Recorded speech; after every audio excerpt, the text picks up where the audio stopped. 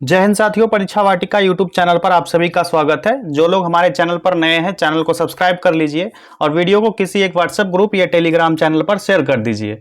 आज के इस सेशन में लुसेंट के पॉलिटी वस्तुनिष्ठ सामान्य ज्ञान जो है उसको कवर करेंगे। तो इसका पहला जो टॉपिक है हमारा यह है भारत का संवैधानिक इतिहास।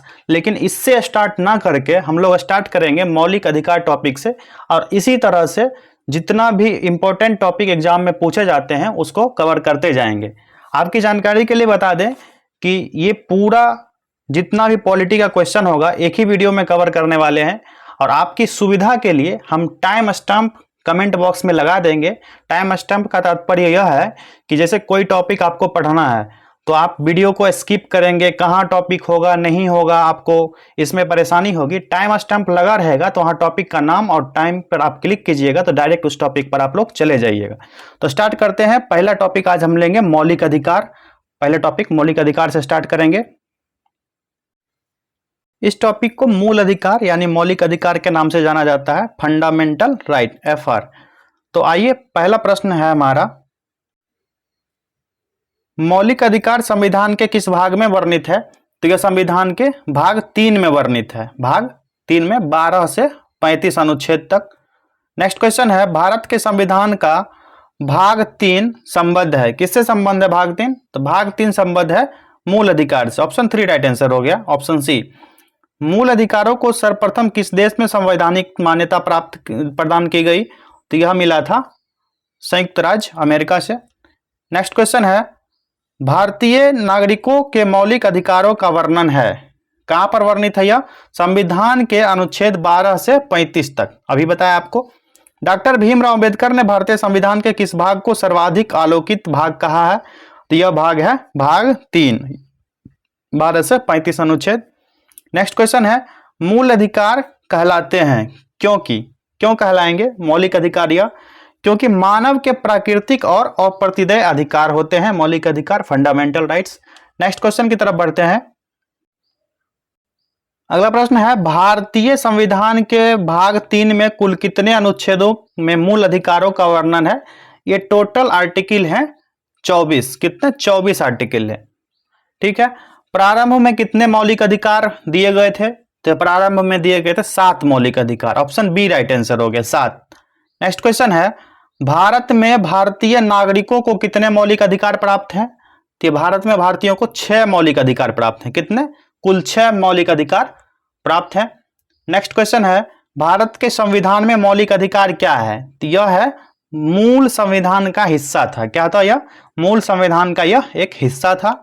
अगले प्रश्न की तरफ बढ़ते हैं। अगला प्रश्न है कि वर्तमान में भारतीय नागरिकों को कितने मौलिक अधिकार प्राप्त हैं? तो भारतीय नागरिकों को वर्तमान में 6 मौलिक अधिकार प्राप्त हैं। ठीक है। नेक्स्ट क्वेश्चन है, भारत के संविधान में मौलिक अधिकार क्या था? तो भारतीय संविधान में मौलिक अधिकार मूल संसद का हिस्सा था। ऑप्शन ए राइट आंसर हो गया। भारतीय संविधान में न्यायालय में कौन परिवर्तनीय है? तो यह परिवर्तनीय हो जाएगा मूल अधिकार। क्या हो जाएगा? Fundamental rights. अगला प्रश्न है, मौलिक अधिकारों को लागू करने का दायित्व किसके पास है? तो यह दायित्व दिया गया है उच्चतम न्यायालय यानी सर्वोच्च न्यायालय जो सुप्रीम कोर्ट है, और उच्च न्यायालय यानी हाई कोर्ट। इसका आंसर हो जाएगा इस तरह, ऑप्शन सी उपर्युक्त दोनों पर। मौलिक अधिकारों का निलंबन कौन कर सकता है? तो यह निलंबन किया जा सकता है किसके द्वारा? तो राष्ट्रपति के द्वारा। ऑप्शन सी राइट आंसर होगा, राष्ट्रपति के द्वारा। नेक्स्ट क्वेश्चन है, मौलिक अधिकारों के बारे में सुनवाई करने का अधिकार निम्न को प्रदान किया जाता है। किसको प्रदान किया जाता है? यह प्रदान किया जाता है सर्वोच्च न्यायालय। ऑप्शन ए राइट आंसर हो गया। संविधान में उद्घोषित मौलिक अधिकारों में संशोधन किया जा सकता है केवल किसके द्वारा? तो सिर्फ और सिर्फ किया जा सकता है संसद के द्वारा। ऑप्शन सी राइट आंसर हो गया, संसद के द्वारा। अगला प्रश्न है, भारतीय नागरिकों को प्रदान किए जाने वाले मूल अधिकारों को क्या कहते हैं या क्या किया जा सकता है? इसके बारे में विकल्प दिया गया है। इसका राइट आंसर हो जाएगा कि भारतीय नागरिकों को प्रदान मौलिक अधिकार निलंबित नहीं किए जा सकते। ऑप्शन बी राइट आंसर हो गया। निम्नलिखित में से कौन से मामले उच्च न्यायालय तथा उच्चतम न्यायालय की अधिकारिता में आते हैं? तो यह है मूल अधिकार का परिवर्तन। क्या होगा? मूल अधिकार का परिवर्तन। भारतीय संविधान के अंतर्गत मूल अधिकारों का संरक्षक कौन है? तो यह हो जाएगा न्यायपालिका, जुडिशरी। मौलिक अधिकारों के निलंबन का आदेश कौन दे सकता है? तो यह दिया जाता है राष्ट्रपति के द्वारा। राष्ट्रपति के द्वारा दिया जाता है मूल अधिकारों पर आवश्यक प्रतिबंध लगाने का अधिकार किसको है, किसके पास है यह? तो यह है संसद के पास। ऑप्शन बी राइट आंसर होगा इसका। मौलिक अधिकारों का प्रमुख उद्देश्य है, यह प्रमुख उद्देश्य क्या है? तो यह है कि व्यक्तिगत स्वतंत्रता को सुनिश्चित करता है। मौलिक अधिकार जो है व्यक्तिगत स्वतंत्रता को सुनिश्चित करता है। आरआरबी असम में यह क्वेश्चन पूछा गया है, फिर से रिपीट हो सकता है, आप लोग ध्यान दीजिएगा। मूल अधिकारों को परिवर्तित करने का शक्ति प्राप्त है, किसके पास है शक्ति? यह है उच्चतम और उच्च न्यायालय दोनों के पास। भारतीय संविधान में प्रदत्त मूलभूत अधिकारों को निलंबित करने वाली सत्ता क्या है? इस सत्ता को कहा जाता है राष्ट्रपति। राष्ट्रपति है, मूल अधिकारों को निलंबित कर सकते हैं। वर्तमान में राष्ट्रपति कौन है, आप लोग कमेंट कीजिए फटाफट। भारत में मौलिक अधिकारों के संबंध में निम्न वक्तव्यों पर विचार कीजिए। यहां पर कथन दिए गए हैं कि यह राज्य कीर्ति के विरुद्ध एक गारंटी है। अगला कथन दिया गया है हमारा कि यह संविधान के भाग 3 में सूचित है। हम लोग सही गलत करते चलते हैं। पहला कथन है कि यह राज्य कीर्ति के विरुद्ध एक गारंटी है, बिल्कुल सही है। राज्य मनमाना तरीके से जनता पर व्यवहार नहीं कर सकता है, यह कथन इसलिए सही हो जाएगा कि यह राज्य कीर्ति के विरुद्ध एक गारंटी है आम लोगों के लिए। और दूसरा है कि यह संविधान के भाग 3 में सूचित है, यह भी सही है क्योंकि यह भाग संविधान के पार्ट 3 में है, अनुच्छेद 1235 तक। यह सामाजिक, आर्थिक और राजनीतिक न्याय सुनिश्चित करते हैं। तीसरा कथन है यह कथन जो है गलत हो जाएगा। राजनीतिक न्याय सुनिश्चित नहीं करता है, सामाजिक और आर्थिक न्याय सुनिश्चित करता है। यह यूएसए के अधिकारों के बिल की भांति नहीं है, यह भी कथन गलत हो जाएगा। 1 और 2 कथन सही है, इसलिए ऑप्शन कूट के हिसाब से ऑप्शन ए राइट आंसर हो जाएगा। 1 तथा 2 सही है, ऑप्शन ए। नेक्स्ट क्वेश्चन है कि समानता का अधिकार भारतीय संविधान के किन 5 अनुच्छेदों में दिया गया है? तो समानता का अधिकार जो दिया गया है अनुच्छेद 14 से 18 के बीच दिया गया है। अनुच्छेद 14 से 18 के बीच भारतीय संविधान में के निम्नलिखित अनुच्छेदों में कौन विधायन सत्ता पर पूर्ण नियंत्रण लगाता है? तो कौन लगाता है यह नियंत्रण? यह नियंत्रण लगाया जाता है अनुच्छेद 14 के द्वारा, आर्टिकल 14 के द्वारा। नेक्स्ट क्वेश्चन है हमारा, प्रश्न है भारतीय संविधान की प्रस्तावना में प्रयुक्त समाजवाद शब्द को निम्नलिखित में से किस अनुच्छेद के साथ मिलाकर पढ़ने से सर्वोच्च न्यायालय को समान कार्य के लिए समान वेतन का मौलिक अधिकार परिभाषित करने की शक्ति प्राप्त हुई है? तो यह शक्ति प्राप्त हुई है अनुच्छेद 14, 15 और 16 से, आर्टिकल 14, 15 और 16 के द्वारा। अगला प्रश्न है विधि के सामने समानता का अधिकार है, यह क्या अधिकार है? विधि के सामने समानता या नागरिक अधिकार है? कौन सा? सिटीजनशिप राइट है। भारतीय संविधान का कौन सा अनुच्छेद छुआछूत उन्मूलन से संबंधित है? तो यह कौन सा अनुच्छेद हो जाएगा? तो यह अनुच्छेद 17 हो जाएगा। अनुच्छेद 17 में कहा गया है निम्नलिखित में से भारतीय संविधान में कौन से अनुच्छेद में किसी भी रूप में अस्पृश्यता निषेध का प्रावधान है? तो यह अनुच्छेद है अनुच्छेद 17। समानता का अधिकार भारतीयों के लिए सुनिश्चित करता है, क्या सुनिश्चित करता है? तो यह आर्थिक समानता, धार्मिक समानता और सामाजिक समानता। अगर राजनीतिक समानता की बात कही जाए तो वो गलत हो जाएगा ऑप्शन में, तो आर्थिक, धार्मिक और सामाजिक, इसलिए उपर्युक्त सभी इसका राइट आंसर हो जाएगा ऑप्शन डी। संविधान के किस अनुच्छेद में प्रावधानों के अंतर्गत भारत सरकार द्वारा भारत रत्न, पद्म विभूषण आदि अलंकरण प्रदान किए जाते हैं? ये किसके द्वारा प्रदान किए जाते हैं? तो यह प्रदान किया जाता है अनुच्छेद 18 के द्वारा। 1995 में पारित अस्पृश्यता अपराध अधिनियम को वर्तमान में किस नाम से जाना जाता है? तो ये छुआछूत जो अधिनियम था इसको वर्तमान में जाना जाता है सिविल अधिकार संरक्षण अधिनियम। क्या? सिविल अधिकार संरक्षण अधिनियम के नाम से जाना जाता है। अगला प्रश्न है धर्म आदि के आधार पर विभेद का प्रतिषेध भारत के संविधान का अनुच्छेद 15 एक मूल अधिकार है जिसे किसने अधीन वर्गीकृत किया जाएगा? किसके अधीन? तो यह वर्गीकृत किया जाएगा समता के अधिकार के अधीन। निम्नलिखित अनुच्छेदों में कौन भिन्न वर्ग में आता है? तो यह हो जाएगा ऑप्शन डी अनुच्छेद 19 भिन्न वर्ग में आता है यह। अगला प्रश्न है भारतीय संविधान में किसमें भारतीय सर्वोच्च न्यायालय को समान कार्य के लिए समान वेतन का मौलिक अधिकार निगमन करने हेतु सक्षम किया गया है? तो यह किया गया है किसके द्वारा? संविधान की प्रस्तावना में प्रयुक्त समाजवादी शब्द और संविधान के अनुच्छेद 14 के साथ मिलाकर पढ़ने और 16 अनुच्छेद को मिलाकर पढ़ने से, यानी ए, बी, सी और तीनों को मिलाकर के पढ़ने से ऑप्शन डी इसका राइट आंसर हो गया। चेन्नई बनाम चंपकम दोराईराजन मुकदमे में भारतीय सर्वोच्च न्यायालय के निर्णय के परिणाम स्वरूप निम्नलिखित में से किस मौलिक अधिकार को संशोधित किया गया? तो यह कौन सा मौलिक अधिकार था? तो यह था भेदभाव के विरुद्ध अधिकार। क्या था? भेदभाव के विरुद्ध अधिकार को। भारत में समाचार पत्रों का स्वातंत्र्य किसके अंतर्गत आता है? ऑप्शंस दिए गए हैं, जिसका राइट आंसर हो जाएगा यह संविधान के अनुच्छेद 19 clause A sub clause A के विशेष रूप से उपबंधित है। कौन सा अनुच्छेद? Article 19 clause 1 sub clause A के तहत। ठीक, नेक्स्ट क्वेश्चन की तरफ बढ़ते हैं।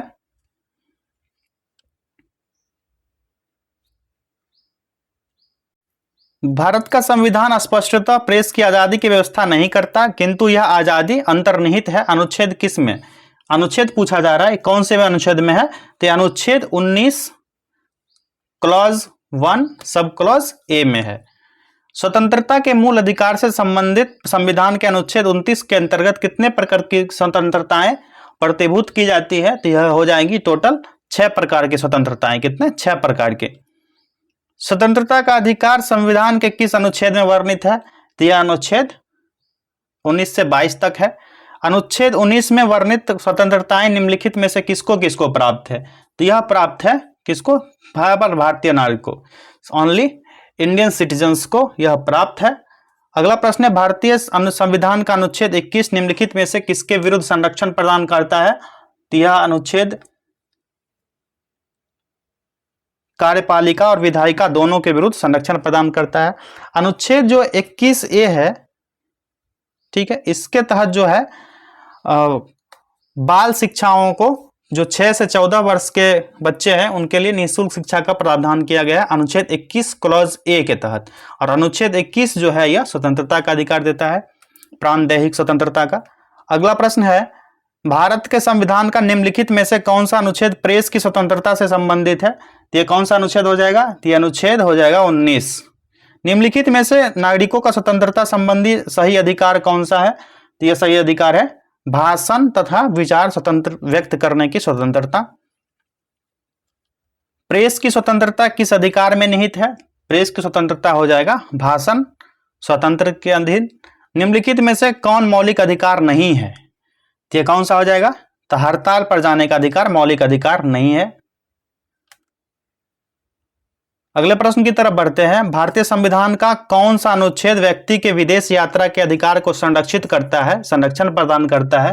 तो यह अनुच्छेद है अनुच्छेद 21। निम्नलिखित वक्तव्यों पर ध्यान दीजिए। वक्तव्य दिए गए हैं, इस पर कूट भी दिया गया है नीचे। यहां पर वक्तव्य है कि किसी को राष्ट्रगीत गाने के लिए बाध्य नहीं किया जा सकता। क्योंकि क्यों नहीं बाध्य किया जा सकता है? यहां पर 3 ऑप्शंस, 3 कथन दिए गए हैं। तो पहला कथन यहां पर है कि इससे वाक स्वतंत्र और अभिव्यक्ति के अधिकार का उल्लंघन होगा। सही है, बिल्कुल। अगला कथन है कि इससे अंतःकरण और धर्म के अबाध रूप से आचरण और प्रचार करने की स्वतंत्रता के अधिकार का उल्लंघन होगा। यह भी सही है। राष्ट्रीय गीत गाने के लिए किसी को बाध्य करने वाला कोई विधिक उपबंध नहीं है। तो इन वक्तव्यों में से कौन सा सही है पूछा जा रहा है। तो ये इसका राइट आंसर हो जाएगा ऑप्शन 1 और 2। ऑप्शन ए राइट आंसर हो जाएगा इसका, क्योंकि राष्ट्रगीत गाने के लिए किसी को बाध्य करने वाला कोई विधिक उपबंध नहीं है। ये सही में नहीं है, तो इसे गलत हो गया। तो 1 और 2 राइट हो जाएगा। अगला प्रश्न है, निम्नलिखित में से किन्हें सर्वोच्च न्यायालय ने मौलिक अधिकार के रूप में मान्यता दी है? तो किनको दिया गया है?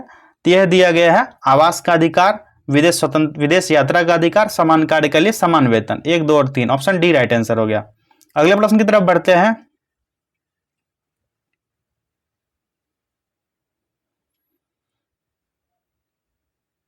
भारतीय संविधान में प्रदत्त स्वतंत्रता का अधिकार के संबंध में निम्नलिखित में से कौन सा कथन सत्य नहीं है पूछा जा रहा है यहाँ पर। तो ये कथन कौन सा सत्य नहीं होगा? पहला कथन देखते हैं, भाषण व अभिव्यक्ति की आबादी स्वतंत्रता।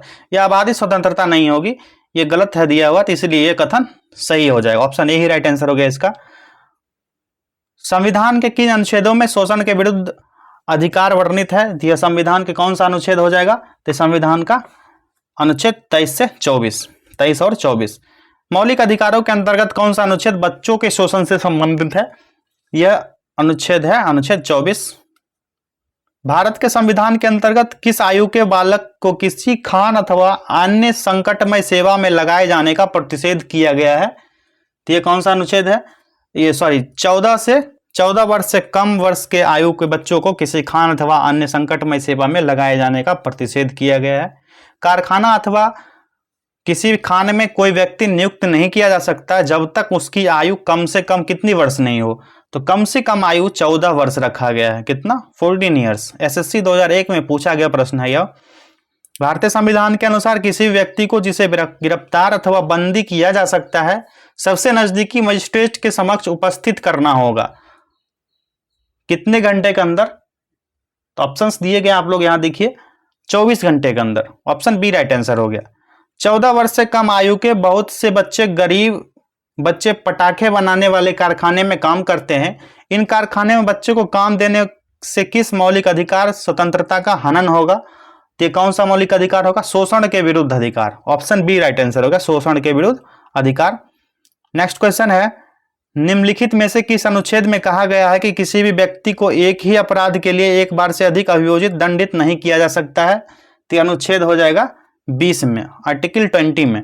भारतीय संविधान कोई अपराध किए जाने वाले किसी सामान्य व्यक्ति को जिसे किसी सामान्य विधि के अंतर्गत गिरफ्तार किया गया हो निम्नलिखित में से कौन सा अधिकार प्रदान करता है?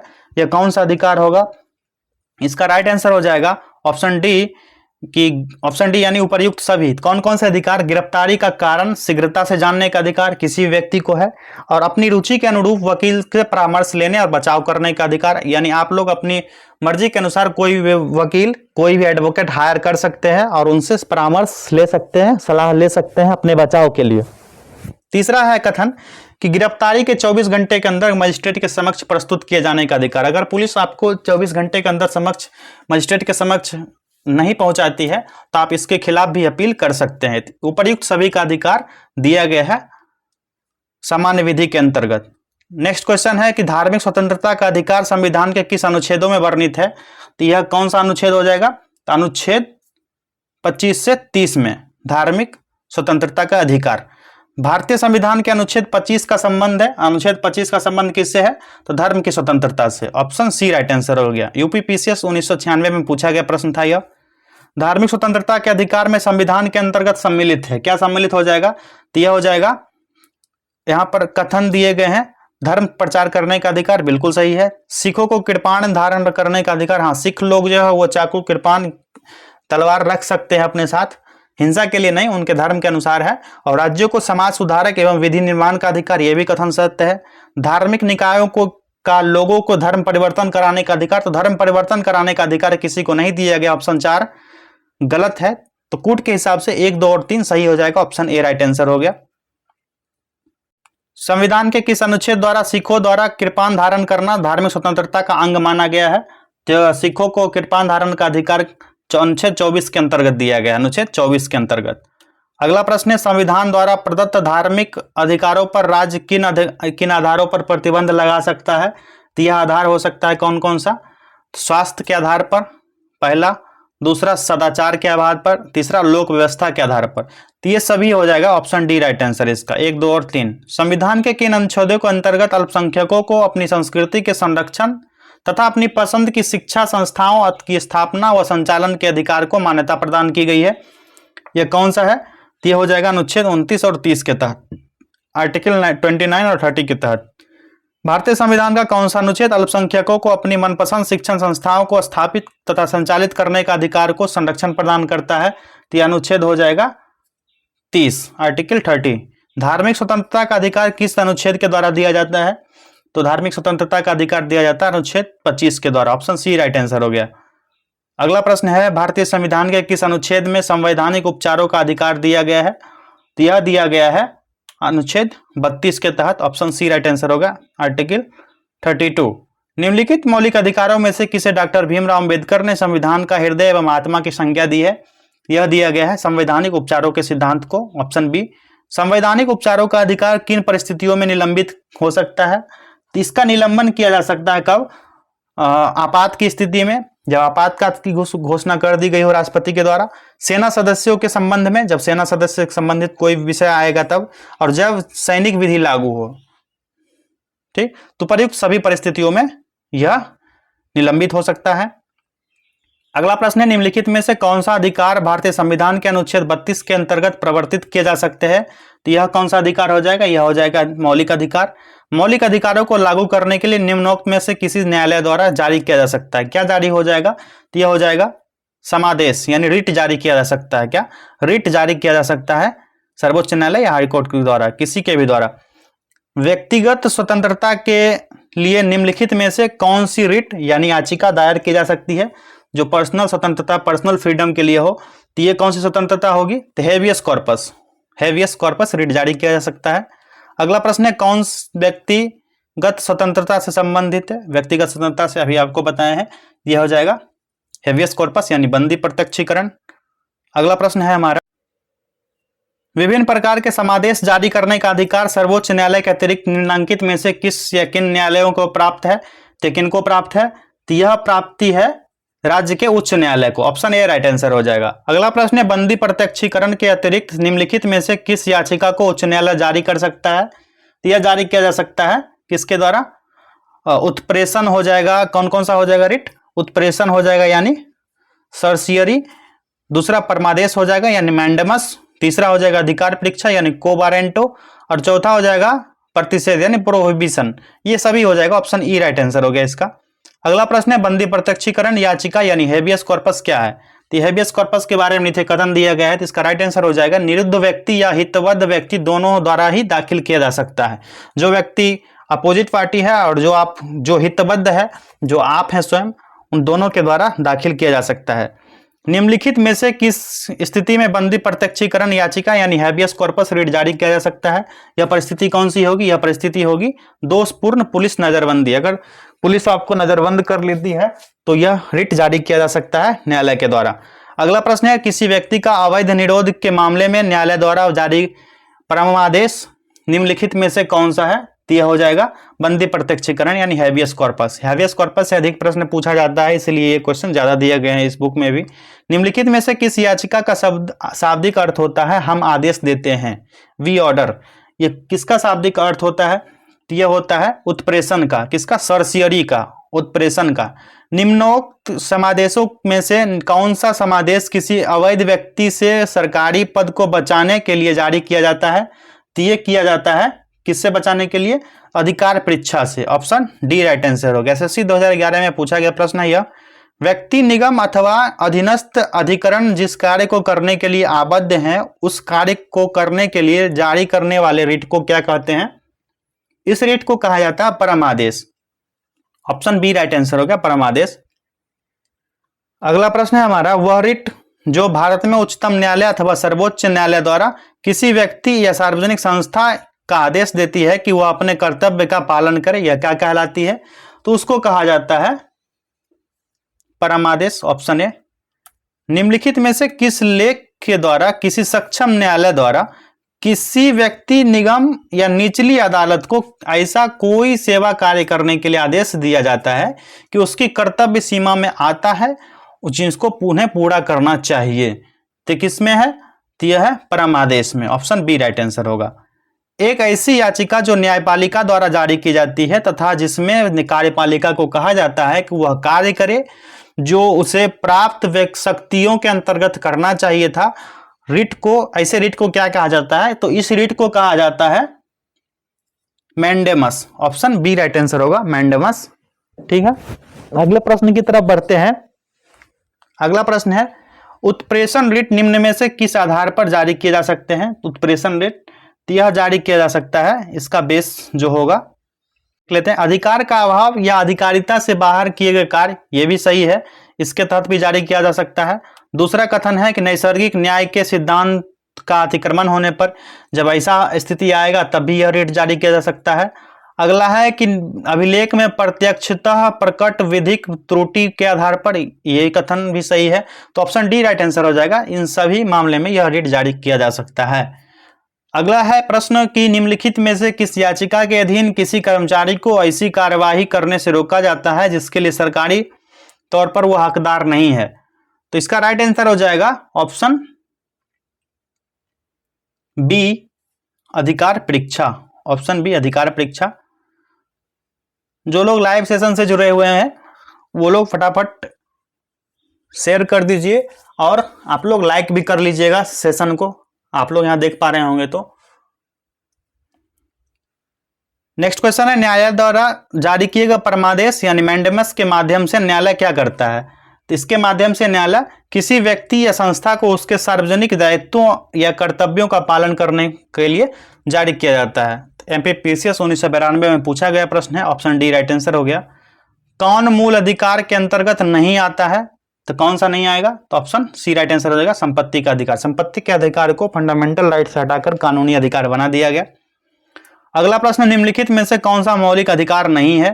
तो यह मौलिक अधिकार कौन सा नहीं होगा? तो ऑप्शन डी राइट आंसर होगा, संपत्ति का अधिकार मौलिक अधिकार नहीं है। संपत्ति के अधिकार को कब समाप्त किया गया? इसको कब समाप्त किया गया?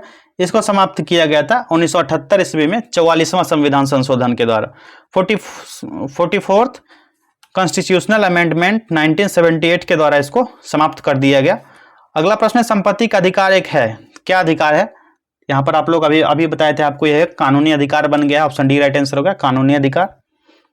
44वें संविधान संशोधन विधेयक द्वारा किस मौलिक अधिकार को सामान्य वैधानिक अधिकार बना दिया गया है? तो यह संपत्ति का अधिकार है, ऑप्शन सी। संपत्ति के अधिकार से इस तरह से क्वेश्चन घुमा घुमा के पूछ सकता है अलग अलग तरीके से, इसीलिए सारे क्वेश्चंस दिए गए इसमें। संपत्ति के मूल अधिकार को किस संवैधानिक संशोधन अधिनियम द्वारा समाप्त किया गया? तो यह समाप्त किया गया था 44वां संविधान संशोधन 1978 के द्वारा। ठीक। अगला प्रश्न, निम्नलिखित में से कौन सा मौलिक अधिकार नहीं है? अभी इसी पर क्वेश्चन चल रहा है तो बार बार रिपीट हो रहा है। संपत्ति का अधिकार हो जाएगा, ऑप्शन बी राइट आंसर। भारतीय संविधान के अनुसार संपत्ति का अधिकार क्या है? मूलभूत अधिकार, विधिक अधिकार या दोनों, या इनमें से कोई नहीं? इस तरह क्वेश्चन पूछा जाएगा जब आपको, इसका राइट आंसर हो जाएगा यह विधिक अधिकार यानी कानूनी अधिकार है। संपत्ति के अधिकार को मूल अधिकार की श्रेणी से हटाकर किस अनुच्छेद के अंतर्गत रखा गया है?